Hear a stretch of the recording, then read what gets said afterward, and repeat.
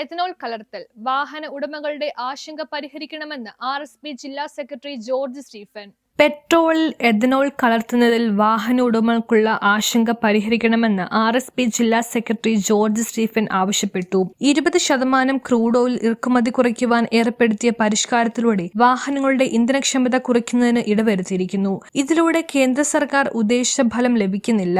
അമേരിക്കയിലെയോ ബ്രസീലിലെയോ സാഹചര്യം എഞ്ചിനുകളുടെ സാങ്കേതികത കൊണ്ടും കാലാവസ്ഥ കൊണ്ടും വ്യത്യാസമാണ്. സ്വതന്ത്രമായ ശാസ്ത്രീയ പഠനങ്ങൾക്ക് ശേഷം മാത്രമേ ഇന്ത്യയിൽ ഇത് വ്യാപകമാക്കുവാൻ പാടുള്ളൂവെന്ന് അങ്കമാലി കാര്യവിചാര സദസ്സിന്റെ എന്തിനോ വേണ്ടി തിളയ്ക്കുന്ന എഥനോൾ സംവാദം ഉദ്ഘാടനം ചെയ്ത് സംസാരിക്കുകയായിരുന്നു അദ്ദേഹം. KK ജോഷി അധ്യക്ഷത വഹിച്ചു. NP അവറാച്ചൻ, പോളി പഞ്ഞിക്കാരൻ, ചെറിയാൻ മാഞ്ഞുരാൻ, വർഗീസ് പരിയാടൻ എന്നിവർ പ്രസംഗിച്ചു. ബഹുമാനപ്പെട്ട അധ്യക്ഷൻ Shri KK Joshi, Shri Cherian Manjooran, Shri George Stephen, Shri Varghese Pariyadan, Shri Avarachan, പ്രിയമുള്ള സുഹൃത്തുക്കൾ, ലോകത്തിലെ ഏറ്റവും അധികം എഥനോൾ ഉൽപ്പാദിപ്പിക്കുന്ന രാജ്യം അമേരിക്കയാണ്. അമേരിക്കയിൽ എഥനോൾ ഉപയോഗിച്ച് 10% പെട്രോൾ 10%മാണ് പെട്രോളിൽ എഥനോൾ ഉപയോഗിക്കുന്നത്. ഈ 10% എന്നത് അമേരിക്കയിൽ 100% എഥനോൾ ഉപയോഗിച്ചുകൊടുക്കുന്ന വാഹനങ്ങളുമുണ്ട്. ലോകത്തിലെ ഏറ്റവും അധികം എഥനോൾ ഉൽപ്പാദിപ്പിക്കുന്ന രാജ്യമാണ് അമേരിക്ക. രണ്ടാം സ്ഥാനത്ത് നിൽക്കുന്നത് ബ്രസീലാണ്. ബ്രസീലിൽ എഥനോൾ ഉപയോഗിക്കുന്നത് പെട്രോളിൽ 25%. മൂന്നാം സ്ഥാനത്താണ് എഥനോൾ ഉൽപ്പാദനത്തിൽ ഇന്ത്യ വരുന്നത്. ഇന്ത്യയിൽ 2023 വരെ എഥനോളിൻ്റെ ഉപയോഗം പെട്രോളിൽ 10%. അത് പിന്നീട് 14% പിന്നീട് അത് 19% പിന്നീട് ഈ കൊല്ലം 20% ഇപ്പോൾ അത് 25% വേണ്ടിയുള്ളതായ നടപടികളിലേക്ക് പോവുകയും ചെയ്ത സന്ദർഭത്തിലാണ് ഇത് ഇന്ത്യ രാജ്യത്ത് വലിയൊരു വിവാദമായി, വലിയൊരു ചർച്ചയായി മാറുന്നത്. ഇത് പ്രധാനമായും ഒരു വിവാദമായും ഒരു ചർച്ചയായി മാറാനുള്ളതായ മൂല കാരണം ഗവൺമെൻറ് ഏതൊരു ജനങ്ങളെ ബാധിക്കുന്നതായ വലിയൊരു സമീപനം കൈക്കൊള്ളുമ്പോഴും അത് വ്യാപകമായ ഒരു ചർച്ചയ്ക്ക് ശേഷം മാത്രമേ അതൊരു തീരുമാനത്തിലെത്താവൂ. പക്ഷേ ഈ ഒരു കാര്യത്തിൽ യാതൊരുവിധ ചർച്ചകളും ഉണ്ടായില്ല എന്ന് മാത്രമല്ല, പൊതുജനങ്ങളെ വിശ്വാസത്തിലെടുക്കുന്നതിനാവശ്യമായ യാതൊരുവിധ നടപടിയും സർക്കാരിൻ്റെ ഭാഗത്തുനിന്നുണ്ടായില്ല. അതാണ് ഇതിലെ മൂലമായ ഒരു പൊതുജനങ്ങളിൽ വളരെയധികം സംശയങ്ങളും ഉയർത്തുന്നതായ ആദ്യ കാരണം. രണ്ടാമത്, ഗവൺമെൻറ് ഇതിനെക്കുറിച്ച് പറയുന്നത് ഇത് വലിയ നേട്ടമാവുന്നത് കാർബൺ എമിഷനെ ഇത് വലിയ തോതിൽ തടയുമെന്നാണ്. അത് തടയുമെന്നുള്ളതിന് തെളിയിക്കപ്പെടുന്നതായ അല്ലെങ്കിൽ തെളിയിക്കേണ്ടതായ ശാസ്ത്ര സാങ്കേതിക മേഖലയിലുള്ളതായ വിദഗ്ധരുടെ ആരുടെയും അഭിപ്രായങ്ങൾ പൊതുജനങ്ങൾക്ക് ശ്രദ്ധിക്കാനോ പൊതുജനങ്ങൾക്ക് ശ്രവിക്കാനോ പറ്റത്തക്ക രീതിയിൽ യാതൊരു നീക്കവും സർക്കാരിൻ്റെ ഭാഗത്തുനിന്നും ഉണ്ടായിട്ടില്ല. മറ്റൊരു കാര്യമായി സർക്കാർ പറയുന്നത് ഇത് ദശലക്ഷക്കണക്കിന് വരുന്ന ഇന്ത്യൻ കർഷകർക്ക് ഇത് ഗുണമായി ഭവിക്കുമെന്നാണ്. അത് ഗ്രാമീണ മേഖലയുടെ സമ്പദ് വ്യവസ്ഥയെ വർദ്ധിപ്പിക്കുമെന്നാണ്, ശക്തിപ്പെടുത്തുമെന്നാണ്. ഇന്ത്യയിൽ കരിമ്പ് ഉൽപ്പാദിപ്പിക്കുന്നതായ സംസ്ഥാനം എന്ന് പറയുന്നത് ഏറ്റവും കൂടുതൽ ഉൽപ്പാദിപ്പിക്കുന്നത് ഉത്തർപ്രദേശാണ്, മറ്റൊന്ന് മഹാരാഷ്ട്രയാണ്, മറ്റൊന്ന് കർണാടകയാണ്. ഈ 3 സംസ്ഥാനങ്ങളാണ് ഏറ്റവും അധികം കരിമ്പ് ഉൽപ്പാദിപ്പിക്കുന്നത്.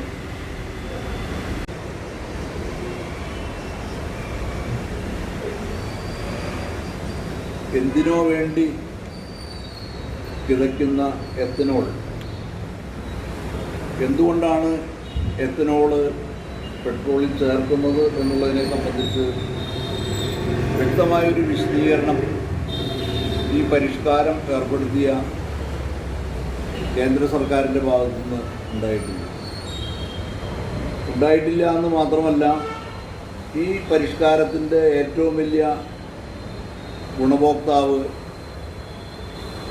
കേന്ദ്ര ഉപരിതല വകുപ്പ് മന്ത്രി ശ്രീ നിതിൻ ഗഡ്കരിയാണ്. നിതിൻ ഗഡ്കരിയെ സംബന്ധിച്ച് ഇന്ത്യയിലെ നാഷണൽ ഹൈവേ ഉൾപ്പെടെയുള്ള പൊതുഗതാഗത സംവിധാനങ്ങൾ വർദ്ധിപ്പിക്കുന്നതിനൊക്കെ വേണ്ടി ധാരാളം പ്രോജക്റ്റുകൾ നടപ്പാക്കി പേരെടുത്ത ഒരു വ്യക്തിയാണ്. പക്ഷേ ഈ എഥനോളിൻ്റെ മിശ്രിതം പെട്രോളിയത്തിൽ ചേർക്കുക എന്നുള്ളതിന് അദ്ദേഹം പല ആരോപണങ്ങളും അദ്ദേഹത്തിനെതിരെ ഉന്നയിക്കപ്പെടുന്നുണ്ട്. അദ്ദേഹത്തിൻ്റെ മക്കൾ നടത്തുന്ന ബിസിനസ്സിൽ ലാഭം വർദ്ധിപ്പിക്കുന്നതിന് വേണ്ടി എഥനോളിൻ്റെ നിർമ്മാണത്തിന് വൻ കുതിപ്പ് ഉണ്ടാക്കുന്നതിന് വേണ്ടിയാണ് പെട്രോളിൽ എത്തനോൾ 20% കലർത്തുവാനുള്ളൊരു തീരുമാനമെടുത്തതെന്നും കേവലം 40 കോടി രൂപ ലാഭം കിട്ടിയ നിതിൻ ഗഡ്കരിയുടെ മകൻ്റെ വ്യവസായ സ്ഥാപനത്തിന് കഴിഞ്ഞ വർഷത്തെ ലാഭം 500 കോടിയാണ് എന്നും ആരോപണമുണ്ട്. അത്രമാത്രം വലിയ ഒരു വികസനം അദ്ദേഹത്തിൻ്റെ ബിസിനസ്സിൽ സംഭവിച്ചപ്പോൾ അതിന് ഇന്ത്യയിലെ വാഹന ഉടമകൾ കൊടുത്ത വില എന്താണ്, അല്ലെങ്കിൽ അവർക്കുണ്ടായ നഷ്ടം എന്താണ് എന്നുള്ളതിനെപ്പറ്റി വാഹന നിർമ്മാതാക്കൾക്കോ അല്ലെങ്കിൽ കേന്ദ്ര സർക്കാരിനോ ഒന്നും വ്യക്തമായ ഒരു മറുപടി പറയാൻ കഴിയുന്നില്ല. ഇപ്പോൾ ഇന്ധനക്ഷമത കുറയുന്നുണ്ട് എന്ന് സമ്മതിക്കേണ്ട ഒരു സാഹചര്യത്തിൽ എത്തിച്ചേർന്നിട്ടുണ്ട്.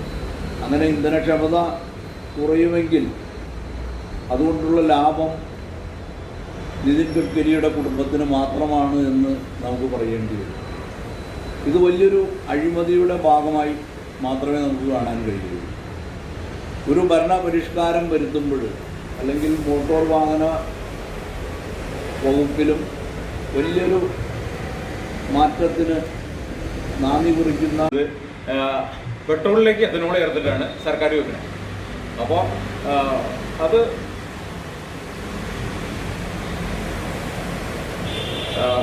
സർക്കാർ പറയുന്ന ഇതിനകത്ത് വായു മലിനീകരണം കുറയുന്ന പറയുന്നത്. പക്ഷേ വായു മലിനീകരണം കുറയാനായിട്ട് E10 പെട്രോൾ വന്നിട്ട് വായു മലിനീകരണം കുറയല്ല ചെയ്യുന്നത്, വായു മലിനീകരണം കൂടുകയാണ് ചെയ്തത്. കാരണം നമുക്ക് ഇപ്പോൾ പല വാഹനങ്ങൾക്കും നമ്മൾ പൊല്യൂഷൻ ടെസ്റ്റ് എടുക്കാൻ പോയി ചെന്ന് കഴിയുമ്പോൾ ഈ E10 പെട്രോൾ അടിച്ചതിൽ നിന്ന് നമുക്ക് പൊല്യൂഷൻ ടെസ്റ്റ് കിട്ടില്ല. അത് 95 ഒക്ടേൻ പെട്രോൾ അടിച്ചാൽ മാത്രമാണ് നമുക്ക് അതിനകത്ത് പൊല്യൂഷൻ കുറയുന്നുള്ളൂ. നമ്മൾ പൊല്യൂഷൻ ടെസ്റ്റ് ചെയ്യുമ്പോൾ കാർബൺ കണ്ടൻറ്റും ഇതൊക്കെ കൂടുതലാണ് E10 പെട്രോളിൽ. E10 പെട്രോളിൻ്റെ വേറൊരു പ്രശ്നം എന്ന് വെച്ചിട്ടുണ്ടെങ്കിൽ ഇതിനകത്ത് പല വാഹനങ്ങളിലും E10 ഇറങ്ങി കഴിഞ്ഞ് കഴിയുമ്പോൾ പെട്രോളിൻ്റെ ലീക്ക് കാണിക്കുന്നുണ്ട്, ഹൈ പ്രഷർ ലൈനിൽ പൊട്ടും. അപ്പോൾ ഈ E10 വന്നു കഴിയുമ്പോൾ എത്തനോൾ വന്നു കഴിഞ്ഞ് കഴിയുമ്പോൾ അതിൻ്റെ റബ്ബർ പാർട്സുകൾ, അതുപോലെ തന്നെ ഓറിങ്ങുകൾ, അതുപോലെ പമ്പുകൾ ഇതൊക്കെ ഡാമേജ് ആവുന്നുണ്ടായിരുന്നു. ഈ പെട്രോൾ ഹൈ പ്രഷർ ലൈൻ ലീക്കായിട്ട് ആ പെട്രോള് പല വാഹനങ്ങളും തീ പിടിച്ചിട്ടുണ്ട്. നിരവധി വാഹനങ്ങൾ ഇപ്പോൾ എൻ്റെ സ്ഥാപനത്തിൽ വന്ന് തന്നെ അത് അതിൻ്റെ ലീക്കൊക്കെ തീർത്ത് പെട്രോളിൻ്റെ ഓസുകൾ മാറിപ്പോയിട്ടുണ്ട്. അപ്പോൾ E10 പെട്രോളിന് ഇത്രയും ഡാമേജ് ഉണ്ട്. അപ്പോൾ E20യിലേക്ക് വരുന്നു കഴിയുമ്പോൾ ഈ പറയുന്ന അടി തൊട്ട് മുടി വരെ ഇത് മാറേണ്ടി വരും. ടാങ്കുകൾ, ഇതിനുപയോഗിക്കുന്ന പെട്രോളിൻ്റെ ടാങ്കുകൾ പ്ലാസ്റ്റിക് ആക്കണം. പ്ലാസ്റ്റിക് വരുമ്പോൾ അതിന് കൂടിയ പെട്രോൾ ഈ PS16 പ്ലാസ്റ്റിക് ആക്കണം. നിലവിൽ ഇപ്പോൾ ഇതിനകത്ത് മെറ്റലിൻ്റെ ടാങ്കാണ് ഉള്ളതെങ്കിൽ ഇതിനകത്ത് വാട്ടർ കണ്ടൻറ്റ് ഉണ്ട്. വാട്ടർ കണ്ടൻറ്റ് വന്നു കഴിയുമ്പോൾ ഈ മെറ്റൽ ടാങ്കുകളാണെങ്കിൽ അത് തുരുമ്പെടുത്ത് കഴിഞ്ഞുമ്പോൾ ഇതിനകത്ത് പുതിയ വാഹനങ്ങൾ, ഇപ്പോൾ ഈ Euro 4 കഴിഞ്ഞതിന് ശേഷം Euro 6 എന്ന വാഹനങ്ങൾക്കൊക്കെ തന്നെ അതിനകത്ത് ടാങ്കിനകത്ത് പമ്പുണ്ട്. ഈ തുരുമ്പെടുത്ത പെട്രോൾ വലിച്ചു കയറ്റി കഴിയുമ്പോൾ ഈ ടാങ്കിൻ്റെ അകത്ത് കിടക്കുന്ന പമ്പിനകത്ത് ഒരു മാഗ്നറ്റ് ഉണ്ട്. ആ മാഗ്നറ്റിലേക്ക് ഈ തുരുമ്പ് കയറി പിടിക്കും. തുരുമ്പ് കയറി പിടിച്ച് കഴിയുമ്പോൾ അതിൻ്റെ ഫീൽഡ് കോയിൽ ഷോർട്ടാവും, പമ്പ് പോകുന്നുണ്ട്. അങ്ങനെ പല വാഹനങ്ങളും ചീത്തയാവുന്നുണ്ട്. അപ്പോൾ ഹോസ് ഡാമേജായി, പമ്പ് ഡാമേജായി. ഇനി ഇതിൻ്റെ അകത്തുള്ള വേറൊരു കാരണം, അടുത്തൊരു സെക്ഷനാണ് ഇതിൻ്റെ തന്നെ ഫ്യൂൽ ഇഞ്ചക്ടറുകളാണ്. ഫ്യൂൽ ഇഞ്ചക്ടറുകളിൽ അതിൻ്റെ ചെറിയ സോളിനോടാണ് അതിന് ഉപയോഗിക്കുന്നത്. സോളിനോഡിൻ്റെ ആ ഓറിങ്ങുകളും ഇത് ജാമാവുകയൊക്കെ ചെയ്യുന്നതിൻ്റെ ഒരു പ്രശ്നം E10 പെട്രോളിൽ വന്നിട്ടുണ്ട്. E20യിലേക്ക് വരുമ്പോൾ അത് കൂടാനാണ് സാധ്യത. ഇനി ന്യൂസ് ബ്യൂറോ, അങ്കമാലി. കന്നുകാലികൾക്ക് നൽകാവുന്ന ഏറ്റവും മികച്ച പോഷകാഹാരമാണ് മിൽക്ക് ബീറ്റ. കാരണം മിൽക്ക് ബീറ്റയിൽ കാൽസ്യം, മിനറൽസ്, വൈറ്റമിൻസിനും പുറമെ വ്യത്യസ്തങ്ങളായ അനേകം ചേരുവകൾ അടങ്ങിയിട്ടുണ്ട്. അതിൽപ്പെട്ട ഒരു പ്രധാന ചേരുവയാണ് ഇലക്ട്രോലൈറ്റ്സുകൾ. Sodium, potassium, chloride, magnesium, phosphate തുടങ്ങിയ മിനറൽസുകളുടെ ഒരു ഗ്രൂപ്പിനെയാണ് ഇലക്ട്രോലൈറ്റ്സുകൾ എന്ന് പറയുന്നത്. പശുക്കളുടെ ശരീരത്തിൽ ജലാംശം നിലനിർത്തുക എന്ന സുപ്രധാന കടമയാണ് ഇലക്ട്രോലൈറ്റ്സുകൾ ചെയ്യുന്നത്. നമുക്കറിയാം, നമ്മുടെ പശുക്കൾ ഉൽപ്പാദിപ്പിക്കുന്ന പാലിൽ 87% വെള്ളമാണ്. പശുക്കളുടെ പാലുൽപാദന ഗ്രന്ഥിയായ മാമറി ഗ്ലാൻഡിലേക്ക് പാലുൽപാദനത്തിനാവശ്യമായ വെള്ളത്തിൻ്റെ ഫ്ലോ നിലനിർത്തുന്നതിന് ഇലക്ട്രോലൈറ്റ്സുകൾ സഹായിക്കുന്നു. കൂടാതെ റൂമനിലെ pH നിലനിർത്തുന്നതിനും കോശങ്ങൾ, പേശികൾ, രക്തം, മറ്റ് ഫ്ലൂയിഡുകൾക്കും ആവശ്യമായ ജലാംശം നിലനിർത്തുന്നതും ഇലക്ട്രോലൈറ്റ്സുകളാണ്. അങ്ങനെ പശുക്കളുടെ ആരോഗ്യത്തെയും പാലുൽപാദനത്തെയും ഇലക്ട്രോലൈറ്റ്സുകൾ വളരെയധികം സഹായിക്കുന്നു. എന്നാൽ ചില സാഹചര്യങ്ങളിൽ പശുക്കളുടെ ശരീരത്തിൽ നിന്നും ഇലക്ട്രോലൈറ്റ്സുകൾ നഷ്ടപ്പെടാറുണ്ട്. പശുക്കൾക്ക് സ്ട്രെസ് നേരിടുമ്പോൾ, ചൂട് കൂടുതലുള്ള സമയത്ത്, ഒരിടത്ത് നിന്ന് മറ്റൊരിടത്തേക്ക് ട്രാൻസ്പോർട്ട് ചെയ്യുമ്പോഴൊക്കെ ഇലക്ട്രോലൈറ്റ്സുകൾ നഷ്ടപ്പെടാറുണ്ട്. എന്നാൽ ഏറ്റവും കൂടുതൽ നഷ്ടമാകുന്നത് വേനൽക്കാലത്താണ്. അമിതമായ ചൂടിൽ നിന്ന് രക്ഷ നേടാൻ പശുക്കൾ തങ്ങളുടെ ശരീരം തണുപ്പിക്കാനായി അമിതമായി വിയർക്കുക, കിതയ്ക്കുക, വായിലൂടെ ഒലിക്കുകയൊക്കെ ചെയ്യാറുണ്ട്. ഇതിലൂടെ ധാരാളം ഇലക്ട്രോലൈറ്റ്സുകളായ മിനറൽസ് കൂടി നഷ്ടപ്പെടുന്നുണ്ട്. ഇത് കാരണം വേനൽക്കാലങ്ങളിൽ പശുക്കളിൽ പാലുൽപാദനം കുറയുക, രോഗങ്ങൾ ഉണ്ടാകുക, പ്രത്യുൽപാദന പ്രശ്നങ്ങൾ നേരിടുക എന്നിങ്ങനെയുള്ള ബുദ്ധിമുട്ടുകൾ സംഭവിക്കാറുണ്ട്. എന്നാൽ മിൽക്ക് ബീറ്റ് നൽകുന്നതിലൂടെ അതിലടങ്ങിയിരിക്കുന്ന ചേരുവയായ ഇലക്ട്രോലൈറ്റ്സുകൾ പശുക്കളിൽ നഷ്ടപ്പെടുന്ന ഇലക്ട്രോലൈറ്റ്സുകളെ റീപ്ലേസ് ചെയ്യുകയും അവയുടെ ശരീരത്തിൽ ജലാംശം നിലനിർത്തുകയും പാലുൽപാദനത്തിന് ആവശ്യമായ ജലത്തിന്റെ ഫ്ലോ സുഗമമാക്കുകയും ചെയ്യും.